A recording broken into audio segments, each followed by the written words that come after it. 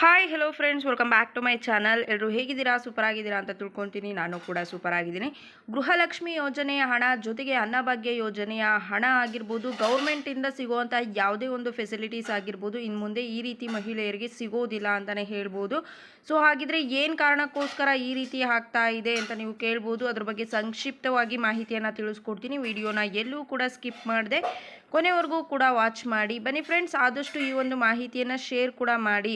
ವಿಡಿಯೋನ ಸ್ಟಾರ್ಟ್ ಮಾಡೋಣ. ಸ್ಟಾರ್ಟ್ ಮಾಡೋದಕ್ಕಿಂತ ಮುಂಚೆ ನೀವೇನಾದರೂ ಹೊಸದಾಗಿ ನಮ್ಮ ಚಾನಲ್ನ ನೋಡ್ತಾ ಇದ್ದರೆ ಪ್ಲೀಸ್ ಬೇಗ ಸಬ್ಸ್ಕ್ರೈಬ್ ಮಾಡ್ಕೊಳ್ಳಿ. ಜೊತೆಗೆ ಪಕ್ಕದಲ್ಲಿ ಕಾಣ್ತಿರುವಂಥ ಒಂದು ಬೆಲ್ಲೈಕನ್ನ ಕ್ಲಿಕ್ ಮಾಡಿ ದೆನ್ ಆಲ್ ಅನ್ನೋ ಆಪ್ಷನ್ ಮೇಲೆ ಕ್ಲಿಕ್ ಮಾಡಿದ್ರೆ ನಾನು ಹಾಕೋ ಪ್ರತಿಯೊಂದು ಹೊಸ ವಿಡಿಯೋದು ನೋಟಿಫಿಕೇಷನ್ ಎಲ್ಲರಿಗಿಂತ ಮೊದಲು ನಿಮಗೆ ರೀಚ್ ಆಗುತ್ತೆ. ಸೊ ಎಲ್ಲರಿಗಿಂತ ಮೊದಲು ವಿಡಿಯೋನ ನೀವೇ ನೋಡ್ಬೋದು. ಒಂದು ವೇಳೆ ಫೇಸ್ಬುಕ್ ಪೇಜಲ್ಲಿ ವಿಸಿಟ್ ಮಾಡ್ತಿದ್ರೆ ಅಲ್ಲೂ ಕೂಡ ಫಾಲೋ ಮಾಡಿ, ಲೈಕ್ ಮಾಡಿ, ಕಮೆಂಟ್ ಮಾಡಿ, ಶೇರ್ ಮಾಡಿ, ಜೊತೆಗೆ ಸಪೋರ್ಟ್ ಮಾಡಿ ಅಂತ ಹೇಳೋದಕ್ಕೆ ಇಷ್ಟಪಡ್ತೀನಿ.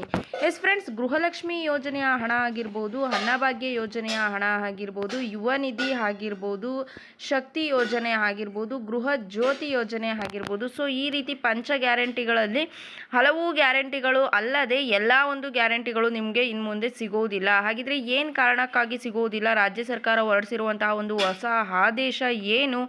ಹಲವಾರು ಮಾನದಂಡಗಳನ್ನು ರಾಜ್ಯ ಸರ್ಕಾರ ತಂದಿದೆ ಅಂತಲೇ ಹೇಳ್ಬೋದು. ಸೊ ಒಂದೊಂದಾಗಿ ತಿಳಿಸ್ಕೊಡ್ತೀನಿ ಬನ್ನಿ. ಎಷ್ಟು ರೇಷನ್ ಕಾರ್ಡ್ಗಳನ್ನು ಡಿಲೀಟ್ ಮಾಡ್ತಾ ಇದ್ದಾರೆ ಅನ್ನೋದ್ರ ಬಗ್ಗೆನೂ ಕೂಡ ಕಂಪ್ಲೀಟ್ ಮಾಹಿತಿಯನ್ನು ತಿಳಿಸ್ಕೊಡ್ತೀನಿ ಬನ್ನಿ ಫ್ರೆಂಡ್ಸ್.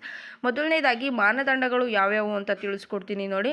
ನಿಮ್ಮ ಹತ್ರ ಏನಾದರೂ ವೈಟ್ ಬೋರ್ಡ್ ಕಾರನ್ನು ನೀವು ಹೊಂದಿದ್ರೆ, ಸೊ ಯೆಲ್ಲೋ ಬೋರ್ಡ್ ಆಗಿದ್ರೆ ಏನು ಪ್ರಾಬ್ಲಮ್ ಇಲ್ಲ. ವೈಟ್ ಬೋರ್ಡ್ ಕಾರನ್ನು ಹೊಂದಿದ್ದು ನೀವು ಸ್ವಂತಕ್ಕೆ ಉಪಯೋಗಿಸ್ಕೊಳ್ತಾ ಇದ್ದರೆ ಸೊ ಅಂಥವರ ರೇಷನ್ ಕಾರ್ಡ್ಗಳನ್ನು ಡಿಲೀಟ್ ಮಾಡ್ತಾ ಇದ್ದಾರೆ. ಜೊತೆಗೆ ಆ ಆದಾಯ ನಿಮ್ಮದು ಬಂದುಬಿಟ್ಟು ವರ್ಷಕ್ಕೆ 1,20,000 ಮಾತ್ರ ಇರಬೇಕು. ಅದ್ರ ಒಳಗಡೆ ಇದ್ದರೆ ನಡೆಯುತ್ತೆ. ಅದ್ರ ಮೇಲೆ ಏನಾದರೂ ಇದ್ದರೆ ನಿಮಗೆ ಅಲ್ಲೂ ಕೂಡ ನಿಮ್ಮ ರೇಷನ್ ಕಾರ್ಡು ಡಿಲೀಟ್ ಆಗ್ತಾ ಇದೆ. ಜೊತೆಗೆ ನೀವೇನಾದರೂ ಗೌರ್ಮೆಂಟ್ ಕೆಲಸದಲ್ಲಿ ಇದ್ದರೆ ಸೊ ನಿಮ್ಮ ರೇಷನ್ ಕಾರ್ಡ್ ಕೂಡ ಕ್ಯಾನ್ಸಲ್ ಆಗ್ತಾ ಇದೆ ಅಂತಲೇ ಹೇಳ್ಬೋದು. ಅದಾದಮೇಲೆ GST ಹಾಗೆಯೇ ಇನ್ಕಮ್ ಟ್ಯಾಕ್ಸ್ ಪೇಯರ್ಸ್ ಏನಾದರೂ ನೀವು ಆಗಿದ್ದರೆ ಸೊ ನಿಮ್ಮದು ಕೂಡ ಇದು ಮೊದಲಿಂದನೇ ತಿಳಿಸ್ಕೊಟ್ಟಿದ್ದಾರೆ. ಸೊ ಹೊಸ್ದಾಗಿ ಏನಲ್ಲ. ಸೊ ಇವ್ರ ಕಾರ್ಡು ಕೂಡ ಕ್ಯಾನ್ಸಲ್ ಆಗುತ್ತೆ.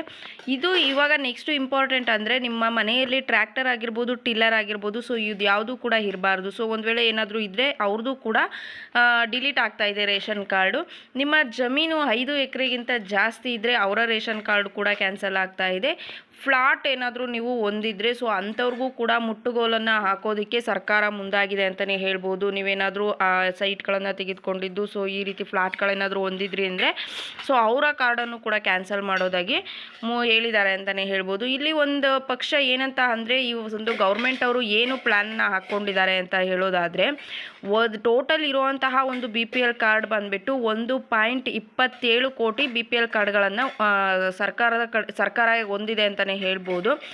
ಸೊ ಅಂತ ಅಂದರೆ ಇವಾಗ ಸರ್ಕಾರ ಏನು ಡಿಸೈಡ್ ಮಾಡಿದೆ ಅಂತ ಅಂದರೆ ಇವಾಗ ರೇಷನ್ ಕಾರ್ಡ್ ಕ್ಯಾನ್ಸಲ್ ಮಾಡಬೇಕು ಅಂತ ಮುಂದಾಗಿದ್ದಾರೆ. ಹತ್ತತ್ರ ಇವರು ಕ್ಯಾನ್ಸಲ್ ಮಾಡೋದಕ್ಕೆ ಹೋದರೆ 1 ಕೋಟಿಯಷ್ಟು BPL ರೇಷನ್ ಕಾರ್ಡ್ಗಳನ್ನು ಕ್ಯಾನ್ಸಲ್ ಮಾಡಲೇಬೇಕಾಗುತ್ತೆ. ಯಾಕೆ ಅಂತಂದರೆ ಯಾರ ಮನೇಲಿ ಟ್ರ್ಯಾಕ್ಟರ್ ಇರೋದಿಲ್ಲ, ಪ್ರತಿಯೊಬ್ಬ ರೈತರು ಅಂದರೆ ಅವ್ರ ಕೆಲಸಕ್ಕೆ ಟ್ರ್ಯಾಕ್ಟರ್ ತಂದಿರ್ತಾರೆ.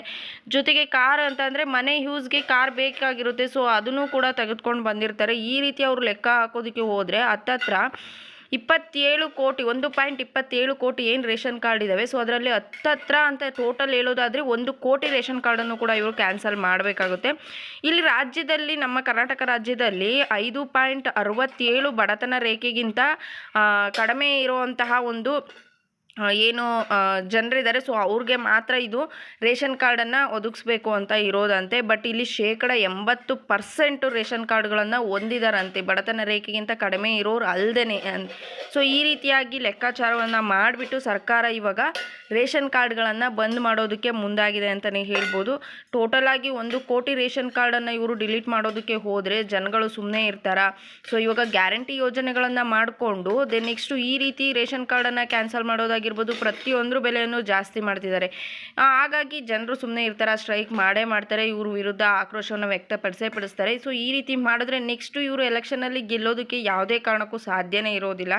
ಸೊ ವೋಟ್ ಇನ್ನೆಲ್ಲ ಹಾಕ್ತಾರೆ? ಸೊ ಎಲ್ಲದಕ್ಕೂ ಕೂಡ ಮುಟ್ಟುಗೋಲನ್ನು ಹಾಕ್ಕೊಂಬಂದರೆ ಇವರು ಸೊ ಜನ ವೋಟ್ ಹಾಕೋದಕ್ಕೆ ಮುಂದಾಗ್ತಾರಾ? ಯಾವುದೇ ಕಾರಣಕ್ಕೂ ಕೂಡ ವೋಟ್ ಹಾಕೋದಿಲ್ಲ. 1 ಕೋಟಿ ಅಂತ ಅಂದರೆ ಸುಮ್ಮನೆ BPL ರೇಷನ್ ಕಾರ್ಡ್ಗಳು. ಸೊ ಏನಾದರೂ ಅನುಕೂಲಸ್ಥರು ಶ್ರೀಮಂತರು ಮಾಡ್ಕೊಂಡಿದ್ರೆ ಸೊ ಈ ರೀತಿ ಒಂದು ಸ್ವಲ್ಪ ಡಿಲೀಟ್ ಮಾಡೋದ್ರಲ್ಲಿ ಒಂದು ಅರ್ಥ ಇರುತ್ತೆ. ಟ್ರ್ಯಾಕ್ಟರ್ ಇರೋದಾಗಿರ್ಬೋದು, ಕಾರ್ ಇರೋದಾಗಿರ್ಬೋದು, ಸೊ ಈ ರೀತಿ ಮಾಡೋದು ನಮಗೇನೋ ಸರಿ ಅಲ್ಲ ಅನಿಸುತ್ತೆ, ನಮ್ಮ ಪರ್ಸ್ನಲ್ ಒಪಿನಿಯನ್ ಹೇಳೋದಾದರೆ. ಸೊ ನಿಮಗೆ ಏನು ಅನಿಸುತ್ತೆ ನೀವು ಕೂಡ ಕಮೆಂಟ್ ಸೆಕ್ಷನಲ್ಲಿ ಕಮೆಂಟ್ ಮಾಡಿ.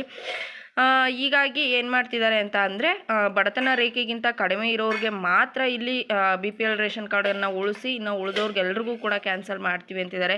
ಸೊ ಹಾಲಿನ ರೇಟ್ ಆಗಿರ್ಬೋದು, ಪೆಟ್ರೋಲ್ ಡೀಸೆಲ್ ಆಗಿರ್ಬೋದು, ಇವಾಗ ನೆಕ್ಸ್ಟು ಆಲ್ರೆಡಿ ಇವೆಲ್ಲ ಬೋರ್ವೆಲ್ ಇರುವಂತಹ ಎಲ್ರಿಗೂ ಕೂಡ ಇವಾಗ ಆಧಾರ್ ಕಾರ್ಡ್ ಲಿಂಕು, ಸೊ ಅಲ್ಲೂ ಕೂಡ ಎಷ್ಟೊಂದು ಚಾರ್ಜನ್ನು ಜಾಸ್ತಿ ಮಾಡ್ತಾ ಇದ್ದಾರೆ, ಅಲ್ಲೂ ಕೂಡ ಕರೆಂಟನ್ನು ಕಟ್ ಮಾಡ್ತೀವಿ ಅಂತ ಹೇಳ್ತಿದ್ದಾರೆ. ಸೊ ಎಲ್ಲಿಂದ ಎಲ್ಲೆಲ್ಲಿ ಇವರು ಸರ್ಕಾರದವರು ಏನೇನು ಪ್ಲ್ಯಾನ್ ಓಡಿಸ್ತಿದ್ದಾರೆ ಅಂತ ಹೇಳೋದಕ್ಕೆ ಆಗ್ತಿಲ್ಲ. ಸೊ ಈ ರೀತಿ ರೇಷನ್ ಕಾರ್ಡನ್ನು ಕ್ಯಾನ್ಸಲ್ ಮಾಡ್ತಿದ್ದಾರೆ. ಸೊ ನಿಮ್ಮ ಅಭಿಪ್ರಾಯ ಏನು ಅಂತ ಮಿಸ್ ಮಾಡದೆ ತಿಳಿಸಿ. Thank you friends, bye bye.